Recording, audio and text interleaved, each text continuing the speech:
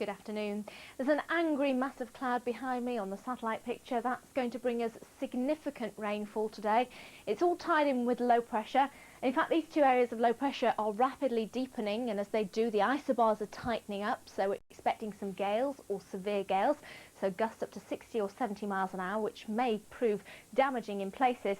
And there's another area of low pressure hot on its heels for later tomorrow. So the rain is just about starting to clear from Northern Ireland now, but as you can see, it's very wet across many mainland parts of the UK now. We've seen 20 to 30 millimetres of rain in the west this morning.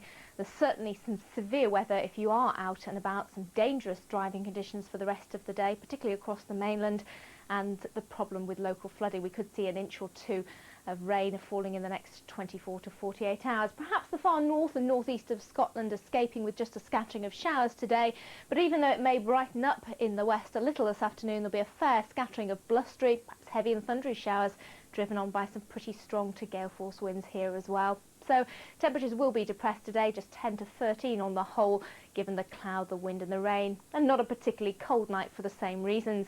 But we keep that low with us tonight, driving that rain northwards, gales following in behind, blowing in plenty of showers.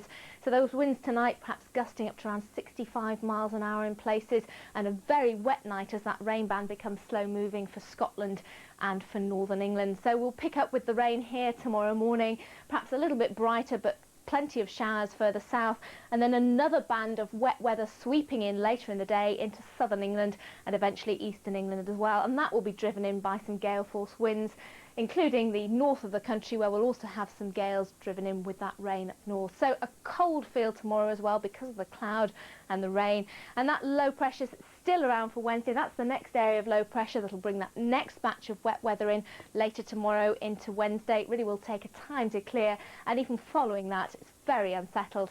In fact, it stays unsettled into the latter part of the week, with low pressure still throwing plenty of showers our way during Thursday. It's fairly unsettled still and quite stormy across the eastern Mediterranean. We've had nearly 4 inches of rain in Turkey. Another unsettled day tomorrow, but then it starts to settle down. But just a reminder, some very wet weather for ourselves.